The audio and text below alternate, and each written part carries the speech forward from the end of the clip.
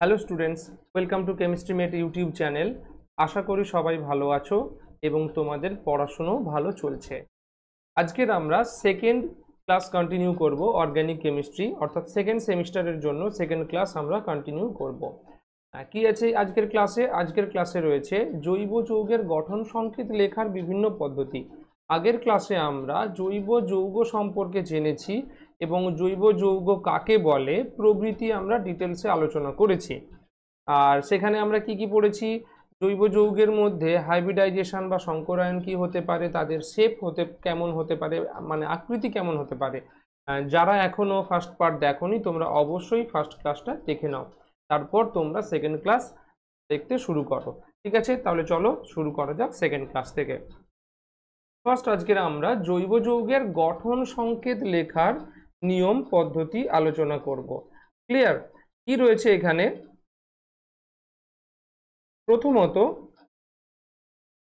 আমি একটু কালারটা চেঞ্জ করে নিচ্ছি। হ্যাঁ চলো দেখো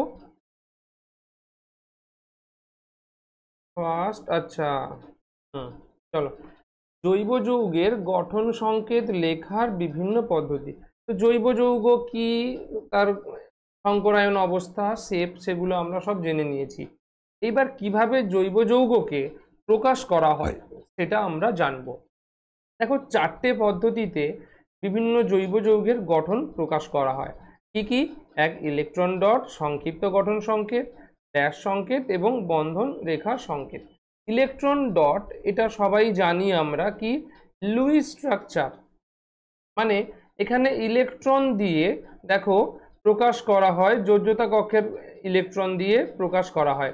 কার্বন, দুটো কার্বন রয়েছে, দুটো কার্বন এবং হাইড্রোজেনের ইলেকট্রন। দেখো যোজ্যতা কক্ষের ইলেকট্রন, কার্বনের আমরা জানি যোজ্যতা কক্ষে 4টি ইলেকট্রন থাকে, 1টি, 2টি, 3টি এবং 4টি।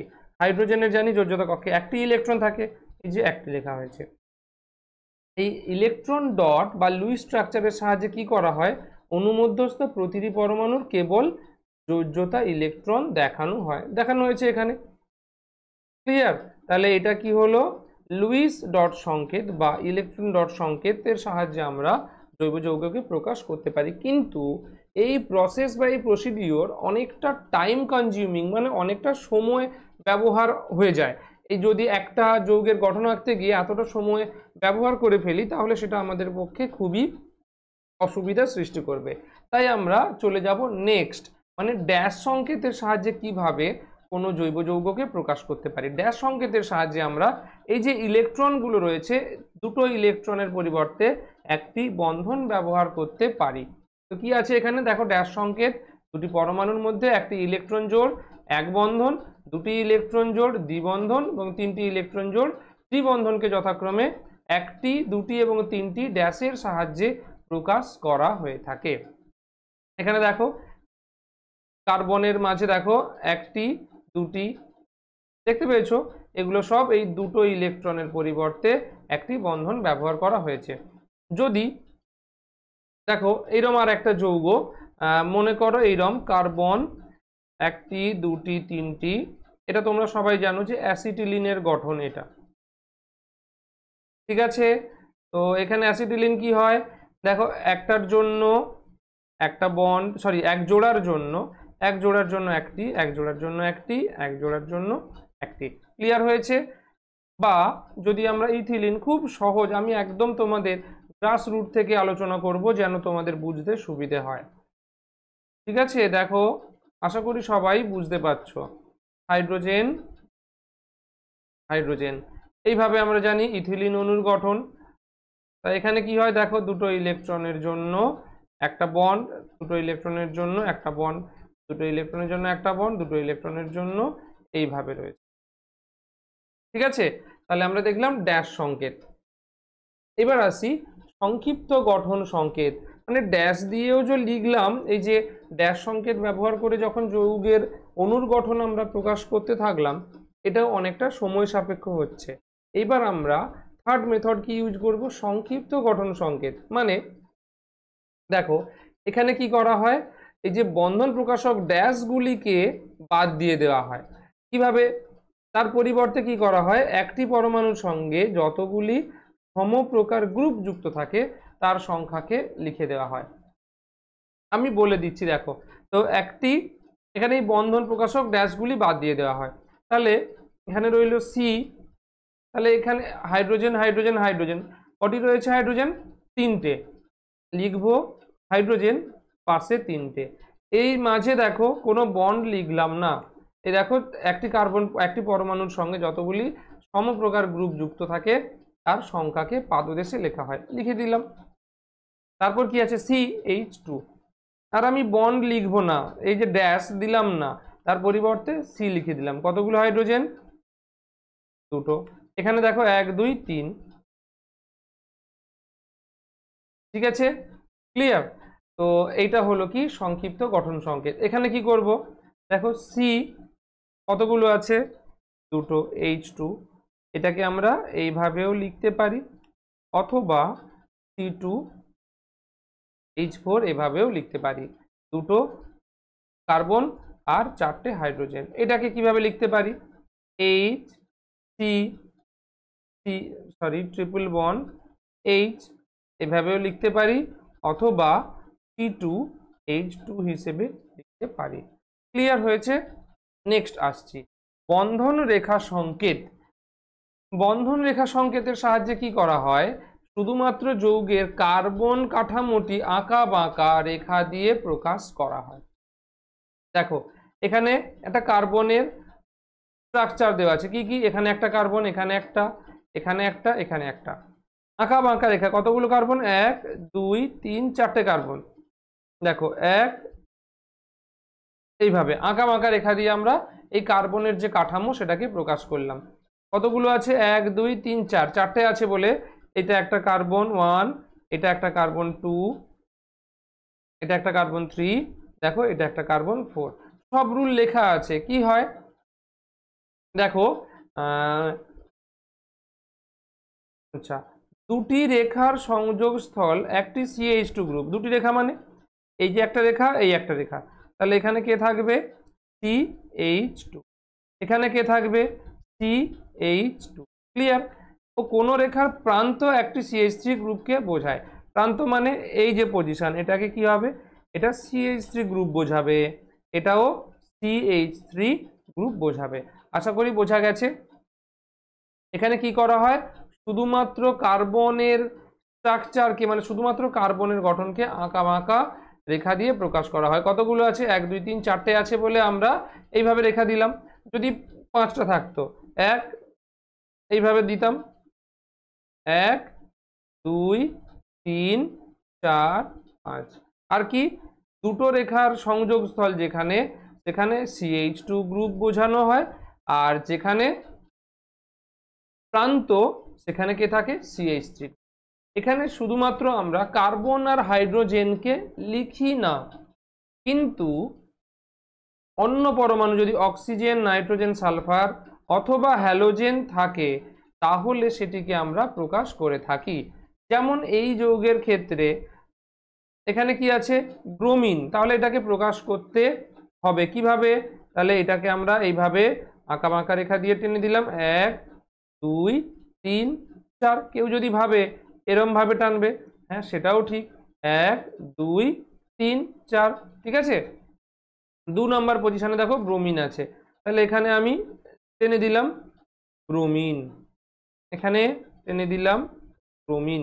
এটা লিখতে হবে, মানে কার্বন হাইড্রোজেন না লিখলেও চলবে বা লেখা হয় না, কিন্তু কার্বন হাইড্রোজেন ছাড়া অন্য যে পরমাণুগুলো থাকে যেমন অক্সিজেন, নাইট্রোজেন, সালফার, হ্যালোজেন, তাদেরকে আমরা অবশ্যই তাদের যে চিহ্ন প্রকাশ করার যে চিহ্ন, সেই চিহ্ন দিয়ে ব্যবহার করে প্রকাশ করে থাকি। ঠিক আছে? তাহলে দেখলাম আমরা 4টে প্রসেস। এইবার আমরা কিছু কোয়েশ্চেন ডিসকাস করব। কি আছে কোয়েশ্চেন? এখানে দেখো দেওয়া আছে, ঠিক ওইটারই related. CH3CH2 triple bond CH2CH3 এর সঠিক বন্ধন রেখা সংকেত কি হবে? দেখো এর সঠিক, তো এই দুটো, এটা হচ্ছে অপশান এ আর এটা হচ্ছে অপশান বি। এই দুটো হচ্ছে দেওয়া আছে অপশান, কোনটি হবে? দেখো একটু আগেই বললাম যে শুধুমাত্র কার্বন গঠনকেই আমরা প্রকাশ করব, কতগুলো কার্বন আছে? 1 2 3 4 5 6টা আছে। তাহলে এইভাবে লিখবো 1 2 3 4 5 6, এইভাবে লিখবো জিগজ্যাগ বা আঁকা বাঁকা লেখা। তারপর কি আছে? ট্রিপল বন্ড আছে কোথায়? এবার নাম্বারিং করে দেবো 1 2 3 4 5 6 নাম্বারিং করে দিলাম। এবার কি করব? দেখো 1 2 3 নাম্বার পজিশন, 1 2 3 নাম্বার পজিশনে ট্রিপল বন্ড আছে। আচ্ছা, কেউ এভাবে না লিখে এভাবেও লিখতে পারে 1 2 3 4 5 6, 1 2 3 4 5। ক্লিয়ার? তাহলে এইবার আমরা 3 নাম্বারে দেখো ট্রিপল বন্ড আছে 3 নাম্বারে, তাহলে লিখে দিলাম ট্রিপল বন্ড, 3 নাম্বারে দিয়ে দিলাম ট্রিপল বন্ড। ওকে, তাহলে আমরা কি দেখলাম? এটিকে কিভাবে প্রকাশ করা যায়? এইভাবে। তাহলে এইটা আমাদের ঠিক আপাত দৃষ্টিতে মনে হলেও একটু মাথায় রাখতে হবে, যখন আমরা শেপ পড়েছিলাম sp সংকরায়ন হলে তার শেপ কেমন হয়? লিনিয়ার বা সরল রৈখিক। লিনিয়ার বা সরল রৈখিক। তাহলে সরল রৈখিক হলে এখানে দেখো এই যে কার্বন রয়েছে, এই যে দুটি কার্বন, এরা কি সরল রৈখিক অবস্থানে রয়েছে? তাহলে এর দেখো sp হলে কি ছিল মনে করে দেখো কিভাবে থাকবে, তারা লিনিয়ার এইরকম গঠন ছিল। তো যারা বুঝতে পারছো না তোমরা অবশ্যই ফার্স্ট পার্টটা দেখবে, সেখানে আমি ডিটেলসে ডিসকাস করেছি লিনিয়ার মানে শেপগুলো, sp sp2 sp3 সব শেপগুলো আমি ডিসকাস করে দিয়েছি। তাহলে যেহেতু এখানে sp হাইব্রিডাইজেশন, তাহলে এখানে আমরা এভাবে ব্যবহার করতে পারবো না। কোনটা ঠিক হবে? এই যে এটা দেখো, অর্থাৎ এটি কি হবে? লিনিয়ার হতে হবে। মানে যেখানে ট্রিপল বন্ড আছে সেই sp সংকরায়িত কার্বন অবশ্যই লিনিয়ার বা সরল রৈখিক হতে হবে। তাহলে এটা কি হবে? C, তারপর এটা CH3, এটা CH2, এটা CH3। দেখো শুধু আমি এর মাঝে কার্বনগুলো লিখে দিয়েছি, দেখতে পেয়েছো? তাহলে অপশন বি হবে কারেক্ট। যদি এখনো কারো ডাউট থেকে থাকে অবশ্যই কমেন্ট সেকশনে কমেন্ট করে জানাবে। সংক্ষিপ্ত সংকেতগুলিকে ড্যাশ সংকেতে প্রকাশ করো। দেখো এটা সংক্ষিপ্ত আছে, আশা করি বুঝতে পেরেছো। কার্বনের সঙ্গে হাইড্রোজেন 3টি আছে, এটাকে কিসে প্রকাশ করব? ড্যাশ সংকেত মানে বন্ড দিয়ে। তাহলে ড্যাশ সংকেতে প্রকাশ করতে গেলে আগে আমি এইভাবে লিখে দেব সি বন্ড সি। দেখো এই দুটো কার্বনের মাঝে ড্যাশ দিয়ে দিলাম, তারপর এখানে সি ডাবল বন্ড ও হবে কার্বন বাইভ্যালেন্ট মানে দ্বিযোজী, তাই এটা দুটো যোজ্যতা তোমাকে সম্পূর্ণ করতেই হবে। তারপর হাইড্রোজেন রয়েছে এইভাবে, ঠিক আছে? তো দেখো এখানে সি, তারপর দুটো হাইড্রোজেন, এখানে সিএল। ক্লিয়ার হয়েছে? দেখো আশা করি সবার এটা ক্লিয়ার হয়েছে। এইচ এইচ এইচ এইভাবে, ঠিক আছে? তাহলে ড্যাশ সংকেতে প্রকাশ করলাম। তারপরে দেখো এখানে এখানে কি হবে? CH2 আমরা যখন পড়েছিলাম এই যে রুল, এখানে কি লেখা ছিল দেখো, এই যে যতগুলি সমপ্রকার গ্রুপ যুক্ত থাকে তার সংখ্যাকে পাদদেশে লেখা হয়। তাহলে আমরা এখানে কি করব? এই যে CH2 4 লেখা আছে, তার মানে কি অবশ্যই CH2 4টে আছে। এর গঠন কেমন হবে? এরকম C C double bond C, তার সঙ্গে এই একটা CH2 আর একটা CH2 আর একটা CH2। তাহলে এই যে চারটে দেখো সি, এই সি এর পাশে এই যে এই সি, চারটে আছে CH2, এইভাবে এই একটা হাইড্রোজেন দিলাম, এই একটা হাইড্রোজেন, এই একটা হাইড্রোজেন, এই একটা হাইড্রোজেন, ঠিক আছে? এইভাবে হবে। তারপর কি আছে? CH3 সি, চারটে হাইড্রোজেন। ওকে, এইভাবে আমরা এটাকে স্ট্রাকচার প্রকাশ করতে পারি। ওকে, 1 2 3 আর একটা হাইড্রোজেন দিয়ে দেব। তাহলে এটা হলো কি? ড্যাশ সংকেতে প্রকাশ করে দিলাম। ওকে, এটা হলো 1 মানে এ, এটা হলো বি। আসি নেক্সট কোয়েশ্চেন। সংক্ষিপ্ত গঠন সংকেত এবং বন্ধন রেখা সংকেত লেখো। সংক্ষিপ্ত গঠন সংকেত, তাহলে সংক্ষিপ্ত করতে গেলে কতগুলো আছে দেখো, CH2 তিনটে আছে, তাহলে এইভাবে লিখতে পারি Br CH2 1 2 3 তিনটে গ্রুপ, তাহলে CH2 হোল 3, তারপর CH3 CH3। ওকে, এটা এইভাবে রয়েছে। এইবার একটা মজার বিষয় দেখো, যদি আমরা প্রকাশ করতে চাই এইভাবে, কিভাবে দেখো, বন্ধন রেখা মানে ড্যাশ সংকেতে প্রকাশ করতে হবে। কি নিলাম, এখানে তো দেওয়াই আছে, এটাই প্রকাশ করে দেব।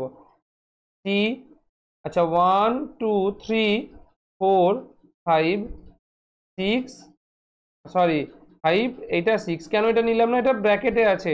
কিভাবে হচ্ছে দেখো, এটা ভালো করে ইম্পর্টেন্ট, ভালো করে খেয়াল করো। তাহলে 6টা কার্বন লিখবো, 2 3 4 5, 6টা কার্বন হয়ে গেল। ঠিক আছে, এবার আমি নাম্বারিং করব, 1 2 3 4 5 6। দেখো নাম্বারিংটা এটা সঠিক প্রসেস নয়, যখন আমরা IUPAC নমেনক্লেচার করব তখন আমরা কারেক্ট এক্সপ্লানেশন আর তার সাথে কিভাবে হচ্ছে নাম্বারিং করার রুলসগুলো আলোচনা করব। এখন আমি শুধুমাত্র পজিশন মেনশন করার জন্য, মানে কে কোন দিকে আছে, কতগুলো আছে, কারণ সেইটা কাউন্ট করার জন্য এটা লিখছি, এটা নাম্বারিং করার সঠিক প্রসেস নয়। দেখো তাহলে এখানে 1 নাম্বার কার্বন, এখানে কি আছে, Br আছে, তো হাইড্রোজেন আছে, এইভাবে লিখতে পারি। 2 নাম্বার কার্বনে কি আছে, CH2 আছে। 3 নাম্বারে দেখো H আছে, H। 4 নাম্বারে H, H। এখানে দেখো CH3, তার মানে একটা H আর একটা CH3 যুক্ত আছে। তো এটাকে আমরা এইভাবে লিখব, এই একটা H, এই একটা H আর এই একটা H। ঠিক আছে, আর বাকি এই দিকে দেখো 3টে আছে। ক্লিয়ার? খুব ভালো করে এগুলো বুঝতে হবে। আচ্ছা, এটা যদি অসুবিধা হয় আমি একটু ইরেজ করে দিচ্ছি, ইরেজার। চলো, তাহলে হ্যাঁ বোঝা গেছে। এখানে আমি আর একটা এই যে হাইড্রোজেন এর বন্ড দিয়ে দিই। ওকে, ঠিক আছে, কিভাবে আমি সংক্ষিপ্ত গঠন সংকেত লিখলাম আর রেখা বন্ধন সংকেত লিখলাম তোমরা দেখতে পেয়েছো। আশা করি এই পর্যন্ত সবার কনসেপ্ট ক্লিয়ার হয়েছে। নেক্সট কি আছে, সমস্ত পরমাণুগুলিকে সি এবং এইচ সহ দেখানোর জন্য নিচের বন্ধন রেখা সংকেতগুলিকে, ও হো হো সরি সরি সরি সরি আমি একটা খেয়াল করিনি। আচ্ছা, এখানে দেখো বন্ধন রেখা সংকেত বলেছে, সরি আমি এখানে ড্যাশ সংকেত করে দিয়েছি, আমি একটু, হ্যাঁ এগুলো ঠিক আছে, একটু ভুল হয়ে গেছে আমার। চলো একটু কারেকশন করা যাক। আচ্ছা, কারেকশন নয়, এটা আমি ড্যাশ সংকেতও লিখে দিলাম, এটা সংক্ষিপ্ত সংকেত লিখলাম, এটা ড্যাশ লিখলাম। এবার বন্ধন রেখা সংকেত মানে বন্ড লাইন স্ট্রাকচার, সেটাও দেখাবো কিভাবে। কতগুলো আছে, 1 2 3 4 5 6টা কার্বন আছে। দেখো 1 2 3 4 5 6, তাহলে এখানে কে যুক্ত আছে, একটা Br যুক্ত আছে। 2 3 4 5 নম্বরে কে আছে, দেখো CH3 যুক্ত আছে, এটা CH3 লিখে দিলাম, আর এটা এখানে CH3 আছে। তাহলে এটা হলো বন্ধন রেখা সংকেত। ক্লিয়ার? আমি এটা ড্যাশ সংকেত ভেবে মানে ভুল করে ফেলেছি, এবার বোঝা গেছে। চলো নেক্সট কোয়েশ্চেন। সমস্ত পরমাণুগুলিকে দেখানোর জন্য নিচের বন্ধন রেখা সংকেতগুলিকে প্রকাশ কর, মানে যে বন্ধন রেখা সংকেত দেওয়া আছে এবার সি আর এইচ দিয়ে প্রকাশ করতে হবে। মানে এখানে শুধু আমরা সি আর এইচ লিখে দেব, এখানে সি, এখানে সি, এখানে সি, এখানে সি, এগুলো সি লিখবো।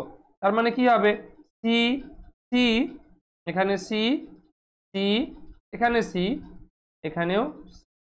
ঠিক আছে, তারপর দেখো ঠিক এই জয়েন্ট আছে, এখানে সি, আর এই রেখাগুলো কি, এগুলো অবশ্যই CH3 আছে। ক্লিয়ার? CH3 আমরা জানি প্রান্ত মানেই সেখানে CH3 থাকবে।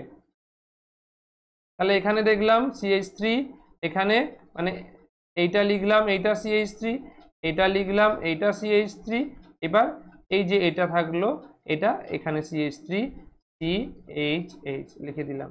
ওকে, এখানে দেখো কার্বনের 1 2 3টে বন্ড সম্পূর্ণ হয়েছে, তাহলে আর একটা হাইড্রোজেন অবশিষ্ট রয়েছে লিখে দিলাম। এখানে দুটো রেখার সংযোগস্থল, তার মানে এখানে CH2 আছে, এই একটা H, এই একটা, এখানেও দুটো রেখার সংযোগস্থল, বা আমরা বলতে পারি কার্বনের 4টে যোজ্যতা সম্পূর্ণ করার জন্য এইভাবে আমরা হাইড্রোজেনের সাহায্য নেব। ঠিক আছে, তারপর এটাও আমরা H এভাবে নিয়ে নিলাম। তাহলে এটা আমরা এক্সপান্ড করে দিলাম। ও সরি, এটা এখন এক্সপান্ড হয়নি, এদিকে বন্ড আছে, তার মানে এটা এইদিকে আমরা বন্ড নিয়ে যাব, তাহলে এটা হবে না। এখানে C রইল, এখানে CH মানে CH3 হলো, এখানে C প্রান্ত বিন্দু, এই প্রান্ত একটা, এটা একটা প্রান্ত, এটাও একটা প্রান্ত, প্রান্ত মানে CH3, এই প্রান্ত মানে CH3 হয়েছে, আর এই প্রান্ত মানে এখানে CH3 হয়ে গেল। ক্লিয়ার? এবার আসি অপশন বি। এখানে কি আছে দেখো, প্রান্ত বিন্দু মানে CH, নেক্সট দুটি রেখার সংযোগস্থল, তার মানে এখানে CH2, তারপর এখানে 4টে রেখার সংযোগস্থল, তার মানে এখানে কার্বনের 4টে যোজ্যতা সম্পূর্ণ হয়ে গেল। এখানে দুটি রেখার সংযোগস্থল CH2, তাহলে এখানে দেখো এই পয়েন্টটা, তারপর এখানে প্রান্ত বিন্দু মানে এখানে CH3, এখানে CH2, এখানে CH3, এখানে C, এখানে কি থাকবে CH2, এখানে থাকবে CH। ওকে, তাহলে এটা আমরা কি দেখলাম, গঠনটা কেমন হয়েছে আমরা জানি, এটা স্বস্তিক চিহ্ন, সেটাকে আমরা এক্সপান্ড করে দিলাম অর্গানিক কেমিস্ট্রি দিয়ে, যে স্বস্তিক চিহ্নটা কি মিন করে সেটা আমরা দেখিয়ে দিলাম কার্বন হাইড্রোজেন দিয়ে। তবে না, এটার সঙ্গে স্বস্তিক চিহ্নের কোনো মিল নেই, এটা কেবলমাত্র কোনো জৈব যৌগের একটা স্ট্রাকচার ড্র করার জন্য বা রিপ্রেজেন্টেশন আমরা বলতে পারি। ক্লিয়ার হয়েছে? এবার আসি নেক্সট কোয়েশ্চেন। দেখো বাকি যে CD রইলো ওটা আমরা নেক্সট স্লাইডে করবো। এখানে CD কি রয়েছে, এখানে C, তাহলে এখানে C, তারপর কিছু নেই মানে এখানে হাইড্রোজেন আছে, তারপর ট্রিপল বন্ড আছে, এখানে C আছে নিশ্চয়ই, বন্ড স্ট্রেট আছে C, এখানে H, এখানে H, তারপর C, এখানে OH, তারপর একটা কার্বনে দেখো 1 2 3টে বন্ড হয়েছে, একটা বাকি আছে, তাহলে লিখে দিলাম H দিয়ে, তারপর এখানে C, এখানে একটা H, এখানে একটা H, তারপর এখানে CH3 যেমন ছিল তেমন রইল। ক্লিয়ার? এইবার আমরা এটিকে প্রকাশ করব। আচ্ছা, এটা তোমাদের থাকবে HW, এটা তোমরা নিজেরা বাড়িতে করে দেখাবে, যার অসুবিধে হবে অবশ্যই কমেন্ট সেকশানে কমেন্ট করে জানাবে। আগের দিন তোমাদের একটা HW দেওয়া ছিল, তো HW কারো যদি না হয়ে থাকে অবশ্যই কমেন্ট সেকশানে কমেন্ট করে জানাবে। তাহলে এটা আমার রইল HW। নেক্সট কোয়েশ্চেন কি আছে? আচ্ছা, এই ছিল আমাদের কিভাবে জৈব যৌগ প্রকাশ করা হয়, আর কিছু এক্সাম্পল আমরা আজকে সলভ করলাম। 4টে প্রসেস দেখলাম, ড্যাশ সংকেত, ডট সংকেত, বা সংক্ষিপ্ত গঠন, বা তার সঙ্গে বন্ধন রেখা সংকেত, কিভাবে আমরা যৌগগুলোকে প্রকাশ করতে পারি। ঠিক আছে, তো আজকের ক্লাস এই পর্যন্ত। যদি তোমরা কেউ ক্লাসের PDF চাও অবশ্যই আমাদের টেলিগ্রাম যে চ্যানেল রয়েছে সেখানে জয়েন হতে পারো। আমাদের লিংক হচ্ছে chemistry mate by Amitosh Das. ঠিক আছে, আজকের ক্লাস এই পর্যন্ত, দেখা হবে পরের ক্লাসে।